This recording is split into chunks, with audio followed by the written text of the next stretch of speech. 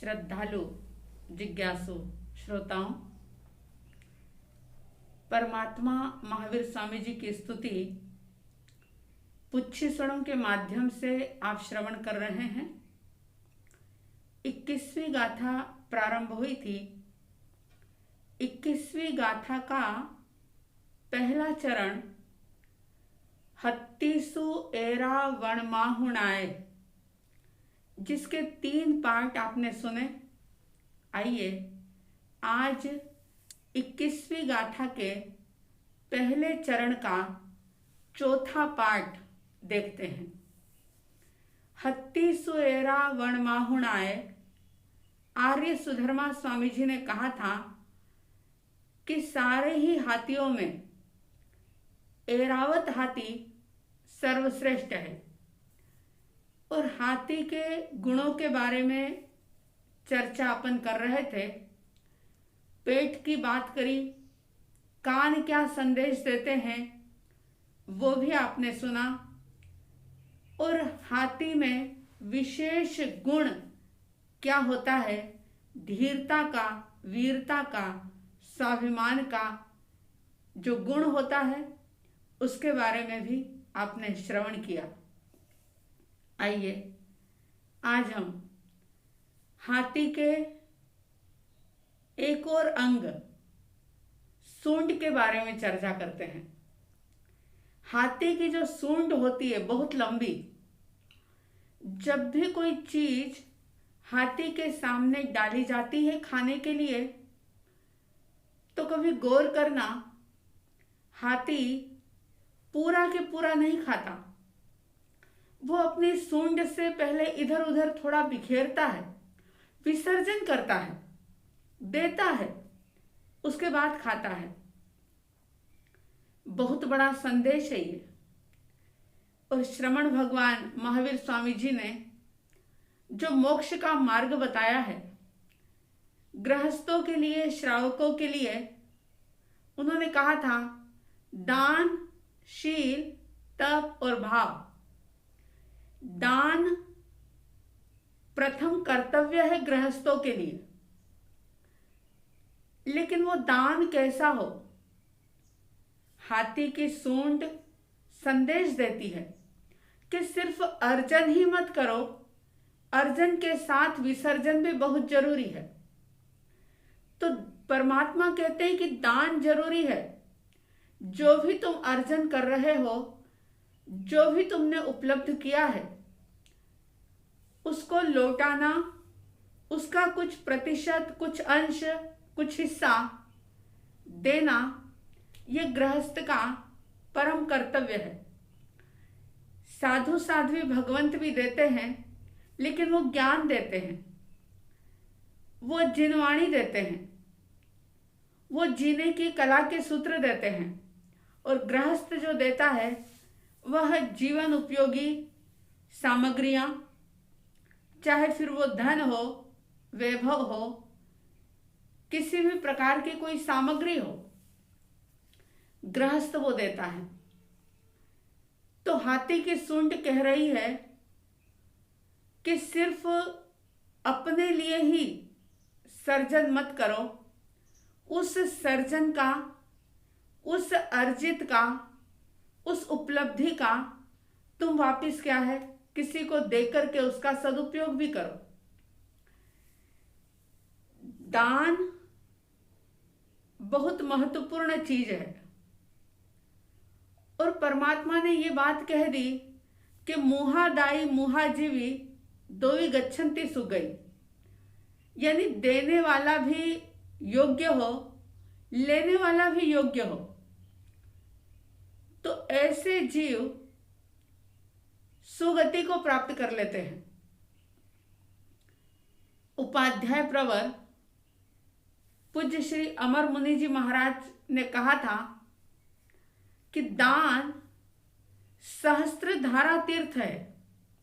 1-2 धारा वाला तीर्थ नहीं, बल्कि सहस्त्रों धारा वाला ये एक पावन पवित्र तीर्थ है जो इंसान के तन मन को पवित्र बना देता है। लेकिन कुछ बातें ध्यान रखनी बहुत जरूरी है। और वो बातें ये है कि देते हुए भी, देने के पहले भी और देने के बाद भी हमारा ये जो मन है ना, ये मन हमेशा सुमन बना रहे, इसकी सजगता रखना बहुत जरूरी है। क्योंकि अगर दिया और कुमन से दिया, देने से पहले मन सुमन है, देते हुए भी मन सुमन है, लेकिन देने के बाद अगर मन कुमन हो गया तो वह देना, वह दान दान नहीं होगा, वह दान बंध का भी कारण हो जाएगा। तीनों ही प्रकार के उदाहरणों से आप परिचित हैं। देने से पहले मन सुमन था, देते हुए भी मन सुमन था, लेकिन देने के बाद मन कुमन हो गया। किसका पता है आपको? मम्मण सेठ। मम्मण सेठ ने जो अपने पिछले जन्म में 1 लड्डू का दान पंच महाव्रतधारी मुनिराज को दिया था। देने से पहले भी मन सुमन था, देते हुए भी मन सुमन था, लेकिन देने के बाद जब उसने उस बचे हुए लड्डू का टेस्ट किया, मन बेईमान बन गया और मन में भाव आ गए कि अरे, संतों के लिए तो पूरा गांव ही, पूरा शहर ही, सारे ही घर खुले थे, मुझे तो बड़ी मुश्किल से ये 1 लड्डू मिला था, मैंने पूरा क्यों दे दिया? मैंने अपने लिए क्यों नहीं रखा? और बस देने के बाद जैसे ही ये मन बेईमान बना, कुमन बना, कि उसका फल आपने सुना। दिया इसलिए प्रतिफल के रूप में मम्मण सेठ ने बहुत धन दौलत तो पाई, लेकिन वो उसका उपयोग नहीं कर पाया, अपने लिए भी नहीं कर पाया और दूसरों के लिए भी नहीं कर पाया। ये उस कुमन का प्रभाव था।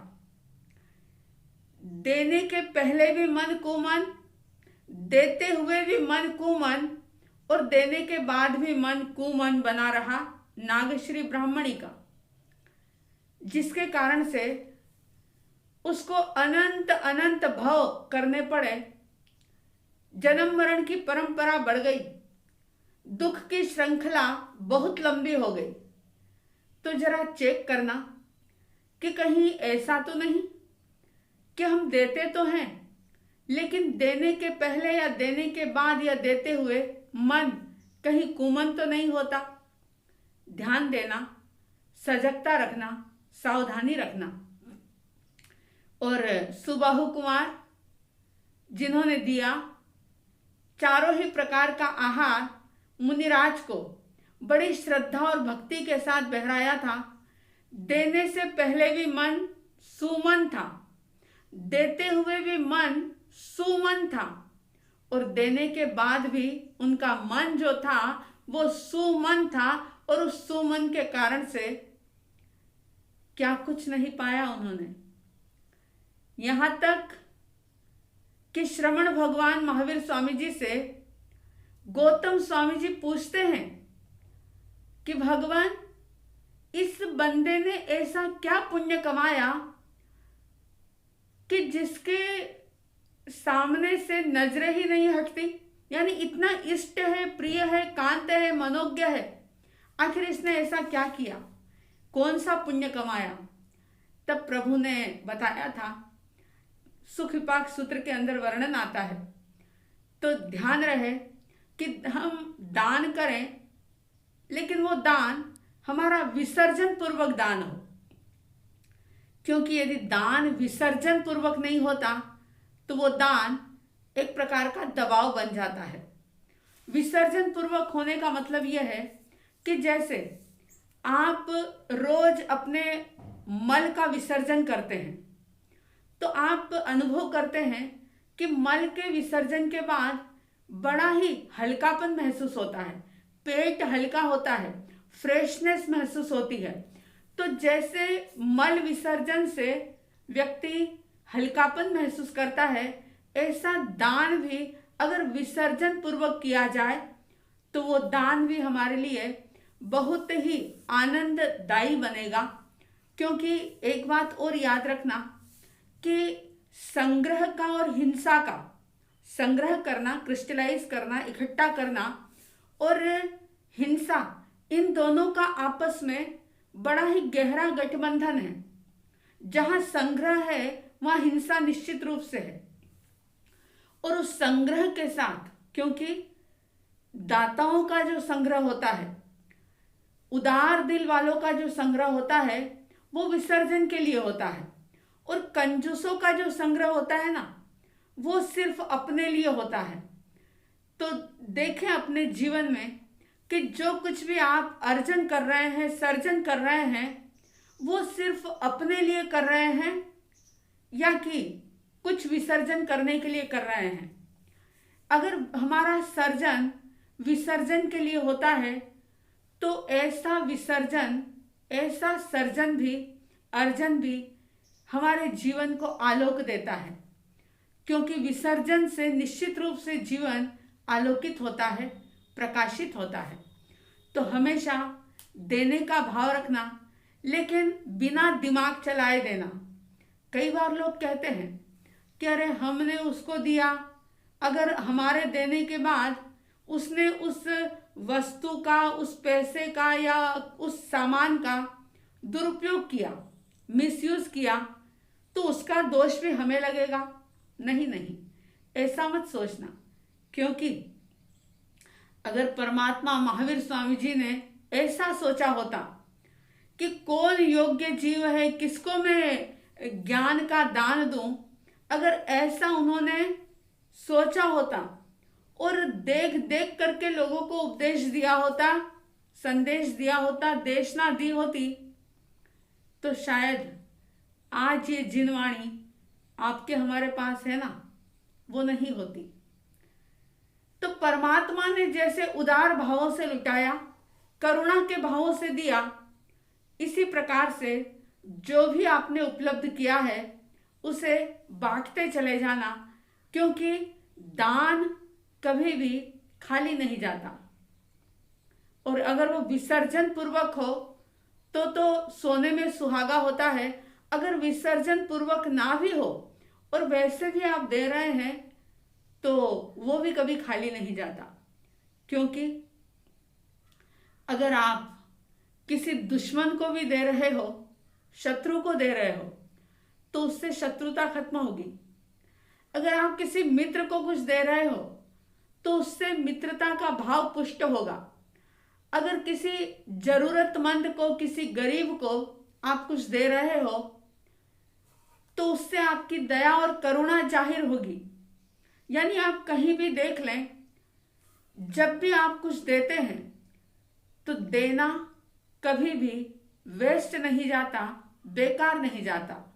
इसलिए गिव विदाउट थिंक, किसी भी प्रकार का चिंतन किए बिना, सोचे बिना, दिमाग लगाए बिना, थिंकिंग किए बिना, बस एकमात्र करुणा की दृष्टि से आप देते चले जाएं। ये परमात्मा महावीर स्वामी जी का संदेश भी है, उनका एक गुण भी है। और साथ ही साथ जो सुधर्मा स्वामी जी ऐरावत हाथी की जो उपमा दे रहे हैं, ऐरावत हाथी से जो परमात्मा को उपमित कर रहे हैं, तो वह भी यही संदेश दे रहा है कि अर्जन के साथ विसर्जन बहुत जरूरी है। लेकिन विसर्जन करते हुए एक बात हमेशा ध्यान रहे कि देते हुए, देने से पहले और देने के बाद कभी भी हमारा मन कुमन ना बने, मन बेईमान ना बने। हमेशा मन सुमन बना रहे, उदार भाव बना रहे, प्रसन्नता बनी रहे और विचार करें, चिंतन करें, प्रैक्टिस करें कि हमारा दान विसर्जन पूर्वक हो। हमारा दान सिर्फ देना नहीं लेकिन विसर्जन हो, तो ऐसा दान कभी भी दबाव नहीं बनेगा, कभी भी पछतावा देने वाला नहीं होगा, बल्कि हमें एक हल्कापन, एक आलोक एक आनंद की अनुभूति देने वाला होगा। तो आप सबके भीतर में अर्जन के साथ विसर्जन का भाव प्रबलतम बनता चला जाए। आप सब हर रोज अर्जन के साथ कुछ न कुछ विसर्जन करें। ऐसे आपके भाव दृढ़तम प्रबलतम बनते चले जाएं कि श्रावक का जो पहला कर्तव्य है दान, उसको मुझे अपनाना है। एक दिन भी मेरा बिना दान के ना जाए, ऐसा आप सबके भीतर में दृढ़तम संकल्प जागे। ऐसी साध्वी द्वय की तरफ से आप सबके लिए हार्दिक हार्दिक शुभ मंगल कामनाओं के साथ परमात्मा प्रभु महावीर स्वामी जी को बड़ी श्रद्धा और भक्ति के साथ नमन करेंगे। जिनका परम पावन चरित जल निधि समान अपार है, जिनके गुणों के कथन में गणधर न पावे पार है, बस वीतराग विज्ञान ही जिनके कथन का सार है, उन सर्वदर्शी सन्मति को वंदना शतबार है, उन सर्वदर्शी सन्मति को वंदना शतबार है। इन्हीं शुभ और मंगल भावनाओं के साथ जय प्रभु महावीर, जय गुरु आनंद।